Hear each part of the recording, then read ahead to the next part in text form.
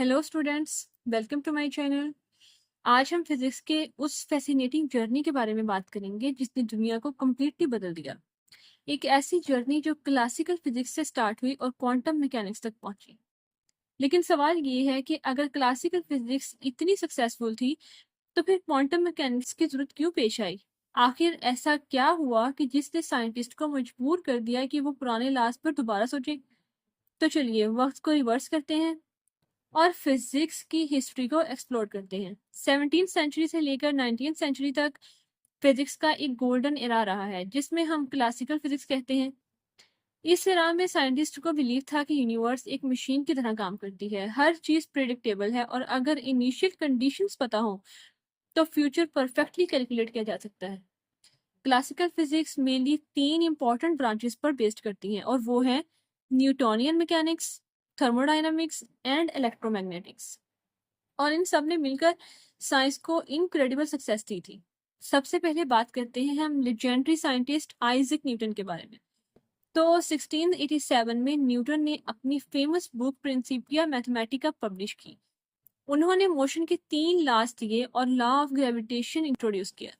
In laws की वजह से साइंटिस्ट प्लैनेट्स की मोशन प्रिडिक्ट कर सकते थे, ऑब्जेक्ट्स की स्पीड कैलकुलेट कर सकते थे और इंजीनियरिंग को डेवलप कर सकते थे। क्लासिकल मैकेनिक्स ने उस वक्त ये इंप्रेशन दिया कि यूनिवर्स कंप्लीटली अंडरस्टैंडेबल है। लेकिन उसके बाद क्या हुआ कि उसके बाद जेम्स क्लार्क मैक्सवेल आए। उन्होंने इलेक्ट्रिसिटी और मैग्नेटिज्म को कंबाइन करके मैक्सवेल इक्वेशन डेवलप की। ये इक्वेशंस इतनी पावरफुल थी कि उन्होंने लाइट को भी इलेक्ट्रोमैग्नेटिक वेव प्रूफ करवा दिया। यानी जैसे हम लोग पढ़ते हैं radio waves, visible light, X rays, सब एक ही फैमिली का पार्ट है। इन सब डिस्कवरीज ने फिजिक्स को और ज्यादा स्ट्रॉन्ग बना दिया था। लेकिन फिर बाद में साइंटिस्ट ने हीट और एनर्जी को समझना स्टार्ट किया। जैसे थर्मोडायनामिक्स ने बताया कि एनर्जी कंजर्व होती है और हीट ट्रांसफर होती है और सिस्टम्स इक्विलिब्रियम की तरफ मूव करते हैं। इंडस्ट्रियल रेवोल्यूशंस में स्टीम इंजन्स और मशीन्स की डेवलपमेंट में थर्मोडायनामिक्स का बहुत बड़ा रोल रहा है। लेकिन 19th सेंचुरी के एंड तक कुछ एक्सपेरिमेंट्स ने साइंटिस्ट को कंफ्यूज करना शुरू कर दिया। क्लासिकल फिजिक्स हर चीज एक्सप्लेन नहीं कर पा रही थी और यहाँ से क्वांटम रेवोल्यूशन का बिगनिंग हुआ। जब क्वांटम रेवोल्यूशन का बिगनिंग हुआ तब साइंटिस्ट ने एक हीटेड ऑब्जेक्ट की लाइट स्टडी कर रहे थे। क्लासिकल थ्योरी के मुताबिक हाई फ्रीक्वेंसी पर इनफाइनाइट एनर्जी एमिट होनी चाहिए। इस इम्पॉसिबल रिजल्ट को कहा गया अल्ट्रा वायलेट कैटास्ट्रॉफ। ये क्लासिकल फिजिक्स की सबसे बड़ी फेलियर में से एक थी। 90s में मैक्स प्लांक ने एक शॉकिंग आइडिया दिया। उन्होंने कहा कि एनर्जी कॉन्टिन्यूसली एमिट नहीं होती बल्कि स्मॉल पैकेट्स या चंक्स में एमिट होती है। इन पैकेट्स को कहा गया क्वांटम, यानी क्वांटम मैकेनिक्स का बर्थ मोमेंट था ये। लेकिन क्वांटम मैकेनिक्स के बर्थ मोमेंट के बाद फिर आए एल्बर्ट आइंस्टाइन। आइंस्टाइन ने एक्सप्लेन किया कि लाइट सिर्फ वेव नहीं है बल्कि पार्टिकल्स की तरफ भी बिहेव करती है। मतलब जब एल्बर्ट आइंस्टाइन आए उन्होंने कहा कि लाइट सिर्फ वेव की सूरत में नहीं बल्कि ये पार्टिकल्स की तरह भी बिहेव करती है। इन पार्टिकल्स को हम फोटॉन्स कहते हैं। ये एक्सप्लेनेशन फोटो इलेक्ट्रिक इफेक्ट को परफेक्टली एक्सप्लेन करता था, जबकि क्लासिकल थ्योरी फेल हो गई थी।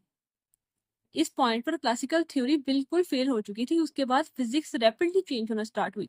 साइंटिस्ट जैसे नील बोहर, वर्नर हेजनबर्ग, एरविक श्रोडिंगर ने मिलकर क्वांटम मैकेनिक्स की फाउंडेशन बिल्ड की। अब फिजिक्स डिटर्मिनिस्टिक नहीं रही थी। पार्टिकल एग्जैक्ट पाथ फॉलो नहीं कर पा रहे थे बल्कि प्रोबेबिलिटीज के अकॉर्डिंगली बिहेव कर रहे थे। तो स्टूडेंट्स, क्लासिकल फिजिक्स ने साइंस को एक स्ट्रॉन्ग फाउंडेशन दी। लेकिन जब माइक्रोस्कोपिक वर्ल्ड को स्टडी किया गया तो क्लासिकल लॉज फेल होने लगे और इसी स्ट्रगल ने क्वांटम मैकेनिक्स को जन्म दिया।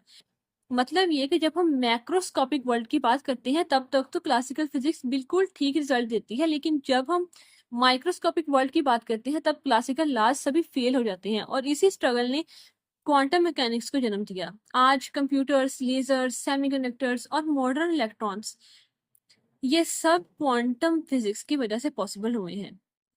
अगर आप क्वांटम मैकेनिक्स की इस अमेजिंग सीरीज को कंटिन्यू देखना चाहते हैं तो चैनल को सब्सक्राइब लाजमी करें और कमेंट में बताइए कि आप नेक्स्ट किस क्वांटम टॉपिक पर वीडियो देखना चाहते हैं। तो मिलते हैं एक नेक्स्ट वीडियो में इंशाल्लाह और इंटरेस्टिंग वीडियो में। तब तक अपना बहुत सा ख्याल रखिए और चैनल को सब्सक्राइब करना मत भूलें। और अगर आपको वीडियो अच्छी लगी हो तो वीडियो को लाइक करें। Thank you so much. अल्लाह हाफिज़।